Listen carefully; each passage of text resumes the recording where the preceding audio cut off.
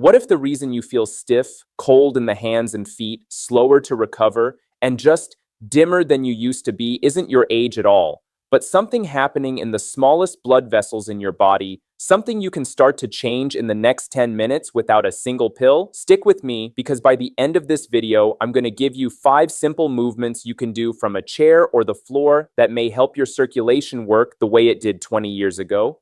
And the fifth one is the one almost no man over 50 thinks about, even though it might matter the most. Here's the thing I want you to understand first, because it changes how you'll think about everything else. When we talk about energy and vitality and that strong, awake feeling a man wants to carry into his 50s and 60s, we usually talk about hormones. And hormones matter, no question. But none of it.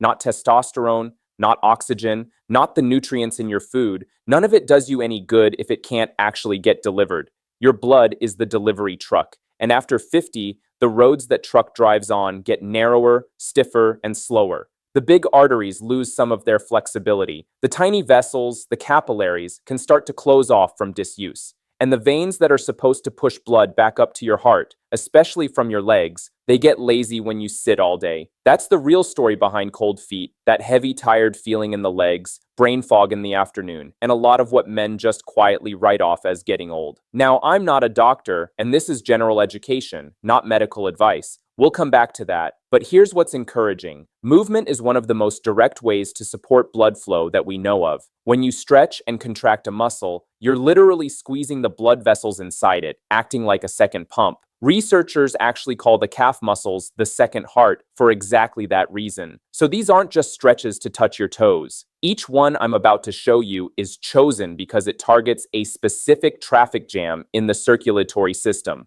Let's get into them. The first one is the calf raise, and I want you to respect this one even though it looks too simple to matter. Stand behind a sturdy chair, rest your hands on the top of it for balance, and slowly rise up onto the balls of your feet, lifting your heels as high as you comfortably can.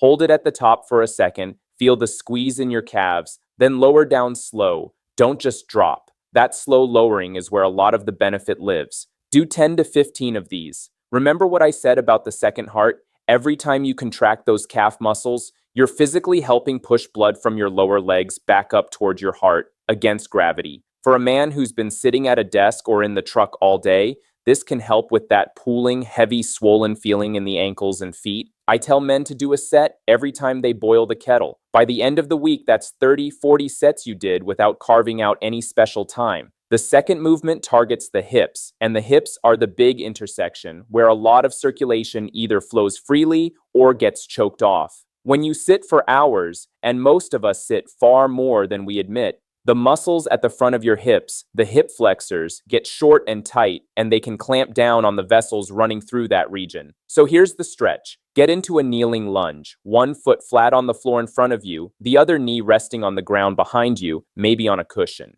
Now gently push your hips forward until you feel a stretch along the front of the back leg's hip and thigh. Stand tall, don't lean forward. Hold it for 20 to 30 seconds, breathing slow, then switch sides. What you're doing here is opening up that intersection.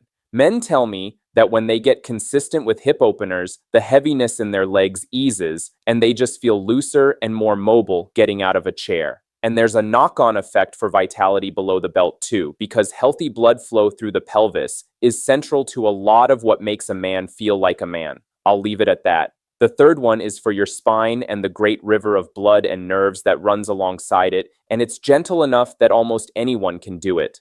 This is the cat-cow, borrowed from yoga, and you don't need to be flexible to start. Get on your hands and knees, hands under your shoulders, knees under your hips. Breathe in and let your belly drop toward the floor as you lift your chest and your tailbone up.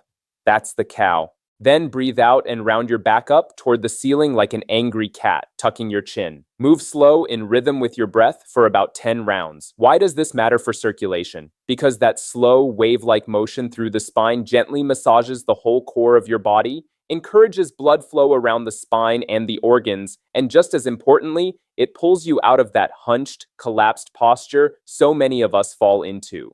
When you're folded forward all day, you're compressing your chest and your belly and making your heart and lungs work in a smaller box. Opening that up can support better breathing and better flow, and a lot of men say it clears the afternoon fog better than another cup of coffee. Before I give you the fourth and fifth movements, and remember the fifth is the one most men completely overlook, I want to say this plainly: these stretches build the foundation, but if you want faster, longer-lasting results, I've put the exact natural support I recommend in the link below this video. It's what I personally point men toward when they want to give their circulation and their energy every advantage, alongside movement like this.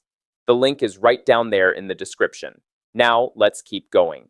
The fourth movement is a standing forward fold, and this one uses something powerful and completely free: gravity. Stand with your feet about hip width apart, soften your knees. Actually bend them a little. This is not about being stiff-legged. And slowly hinge at your hips, letting your upper body hang down toward the floor.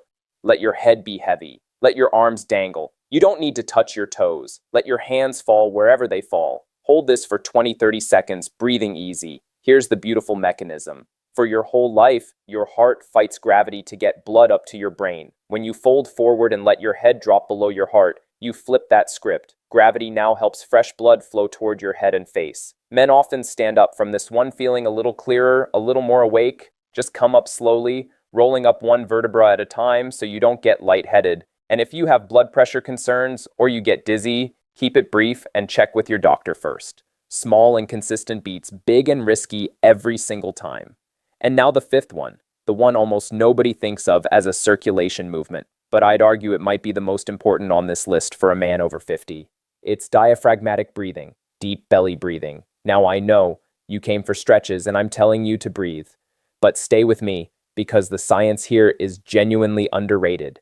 Your diaphragm, that big dome of muscle under your lungs, isn't just for air. Every time it drops down on a deep breath, it creates a pressure change in your chest and belly that actually helps draw blood back up toward your heart. It works like a pump for your circulation. Most men over 50 are shallow chest breathers, especially when stressed, and they're leaving that pump almost completely unused. So here's how. Sit or lie down. Put one hand on your chest and one on your belly. Breathe in slowly through your nose for a count of 4, and make the hand on your belly rise while the hand on your chest stays still. Hold for a moment, then breathe out slow through your mouth for a count of 6. Do that for 2 minutes. That's it. This may help support circulation, it calms the nervous system, it can lower the stress response that constricts your blood vessels in the first place, and it costs you nothing. If you do only one thing from this video every single day, let it be this. So let's bring it together. Because the magic isn't in any one of these, it's in stringing them into a short daily habit. Picture it: a set of calf raises while your coffee brews, a hip lunge each side, 10 slow cat-cows, a forward fold to wake up your head, and 2 minutes of belly breathing to finish. That's maybe 8-9 minutes, and the reason this works is consistency. Your blood vessels respond to demand. Ask them to work a little every day, gently and regularly, and over weeks and months, they can become more responsive, more flexible, better at delivering the oxygen and nutrients that make you feel alive. You're not chasing one big dramatic change. You're casting a vote for better circulation every morning, and those votes add up into how you feel at 60, at 70, and beyond. And if you're ready to support all of this from the inside too, go check the link below this video. It's the natural support I recommend to men who want their energy, their strength, and their vitality to keep showing up for them day after day. Pair it with these movements and give your body what it needs to do its job. Here's what I want you to walk away with.